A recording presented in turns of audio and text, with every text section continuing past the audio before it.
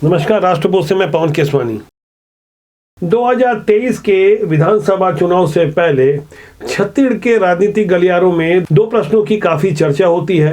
एक यह कि भारतीय जनता पार्टी के लिए मुख्यमंत्री का चेहरा कौन होगा। दूसरा प्रश्न, बार बार कांग्रेस की ओर से यह प्रश्न किया जाता है कि 15 साल बनाम 5 साल के मुद्दे पर हम चुनाव लड़ेंगे। कांग्रेस की ओर से जब इस मुद्दे पर दम ठोक कर ये कहा जाता है कि हमने 5 साल में ढेर सारे विकास किए, इस पर पहली बार भारतीय जनता पार्टी ने अपने युवा और पूर्व आईएएस ओपी चौधरी को उत्तर देने के लिए आगे कर दिया। इतना ही नहीं, ओपी चौधरी ने आंकड़ों की जानकारी देते हुए कांग्रेस के प्रदेश अध्यक्ष मोहन मरकाम को खुले मंच पर डिबेट की खुली चुनौती दे दी है। ओपी चौधरी यही नहीं रुके, उन्होंने इस मुद्दे को कांग्रेस के लिए सेल्फ गोल बता दिया कि मोहन मरकाम ने यह प्रश्न उठाकर कांग्रेस के लिए सेल्फ गोल कर दिया है। ओपी चौधरी ने कैमरे के सामने आकर दावा किया कि भारतीय जनता पार्टी की सरकार ने 15 सालों में छत्तीसगढ़ में 13,000 प्रति व्यक्ति आय को 92,000 रुपए तक पहुंचाया, 4,000 मेगावाट बिजली उत्पादन को बढ़ाकर 22,000 मेगावाट तक बढ़ाया, 72,000 सिंचाई विद्युत पंपों की संख्या को 4.5 लाख तक पहुंचाया। ऐसी आंकड़ों के साथ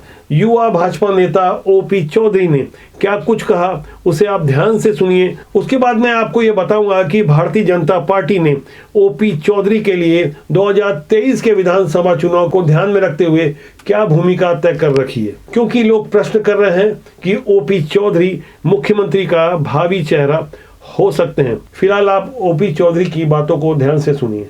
कांग्रेस के अध्यक्ष मोहन मरकाम ने भारतीय जनता पार्टी के 15 सालों और कांग्रेस के 5 सालों की तुलना के आधार पर चुनाव मैदान में जाने की बात कहकर सेल्फ गोल कर लिया है। भारतीय जनता पार्टी 15 सालों में हमारे छत्तीसगढ़ प्रदेश के 13,000 प्रति व्यक्ति आय को लेकर 92,000 रुपए तक लेकर गई, 4,000 मेगावाट बिजली उत्पादन को बढ़ाकर 22,000 मेगावाट किया गया, 72,000 विद्युत पंपों की संख्या बढ़ाकर 4.5 लाख किया गया, 5 लाख मीट्रिक टन धान खरीदी को बढ़ाकर 77 लाख मीट्रिक टन तक ले जाया गया, 26% सिंचाई के परसेंटेज को बढ़ाकर 36% तक ले जाया गया, पीएमजेएसवाई सड़कें, स्कूल संख्या, कॉलेज संख्या, dental college, medical college, MBBS seat, nursing college, IMR, MMR, कुपोषण, संस्थागत प्रसव, किस पैमाने पर तुलना करना चाहते हैं। मोहन मरकाम जी को खुली चुनौती देता हूं कि उनके साथ डिबेट करने के लिए मैं तैयार हूं। वो कब आ रहे हैं इसको बताएं। और दूसरी ओर अगर कांग्रेस बताना चाहे, तो आंकड़े देना चाहे, तथ्य देना चाहे, तो केवल शराब माफिया, कोयला माफिया, रेत माफिया, रोजगार माफिया, यूरिया माफिया से कितने वसूली करके गांधी परिवार को पहुंचाए, वही वो आंकड़े और तथ्य दे पाएंगे। अक्सर जब भी आंकड़ों से हमला करने की तैयारी होती है तो भारतीय जनता पार्टी का 42 वर्षीय युवा चेहरा ओपी चौधरी आगे कर दिया जाता है। भारतीय जनता पार्टी ने 2018 में इन्हें कलेक्टर पद से इस्तीफा दिलवाकर खरसिया से टिकट दी थी। चुनाव में असफल रहने के बावजूद वे भारतीय जनता पार्टी के विभिन्न दायित्वों में रहे। फिलहाल भारतीय जनता पार्टी का यह 42 वर्षीय युवा व्यक्तित्व प्रदेश के महामंत्री जैसे महत्वपूर्ण पद पर है। इससे पहले जब भी हमने छत्तीसगढ़ की राजनीति पर विश्लेषण किया और उम्मीदवारों की बात की, तब अक्सर कई लोगों ने कमेंट सेक्शन में जाकर ओपी चौधरी को भारतीय जनता पार्टी के नए मुख्यमंत्री चेहरे के रूप में प्रस्तुत किया।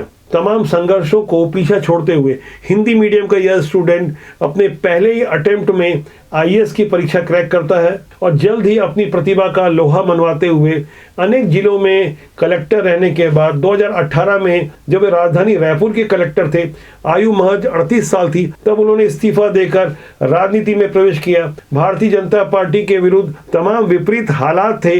आम जनता 15 साल डॉक्टर रमन सिंह का शासन देख चुकी थी। बावजूद इसके ओपी चौधरी ने भारतीय जनता पार्टी का दामन थामा। चुनाव हारने के बाद लगा कि ओपी चौधरी जैसा व्यक्ति जो कभी राजनीति का अनुभव नहीं रखता था, इस असफलता के बाद राजनीति छोड़ देगा, लेकिन ऐसा नहीं हुआ। ओपी चौधरी लगातार मौजूदा कांग्रेस सरकार के विरुद्ध आक्रामक बने हुए हैं। जिस तरह से उन्होंने आईएएस जैसी नौकरी को छोड़कर राजनीति की रपटीली राह को चुना है, इससे खासकर छत्तीसगढ़ के युवाओं को राजनीति में आने की प्रेरणा मिली। राजनीति की शुचिता के लिए राष्ट्रबोध लगातार आम जनता को भी प्रेरित करता है। हम अक्सर अपने राजनीतिक विश्लेषण में राजनीतिक शुचिता की बात करते हैं।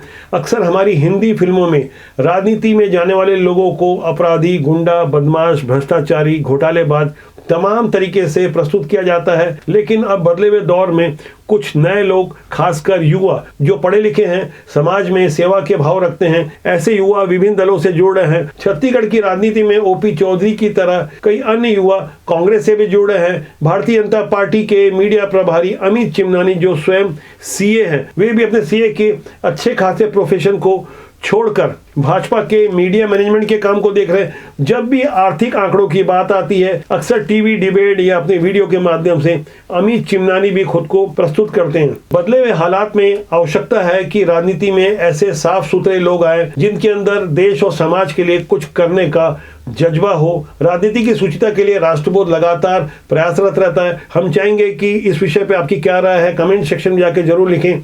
यदि आपने सब्सक्राइब नहीं किया है तो राष्ट्रबोध रूपी अपने इस जनमंच को आप सब्सक्राइब जरूर कर लें। आज के इस अंक में इतना ही। जल्दी आपकी हमारी मुलाकात होगी। नमस्कार।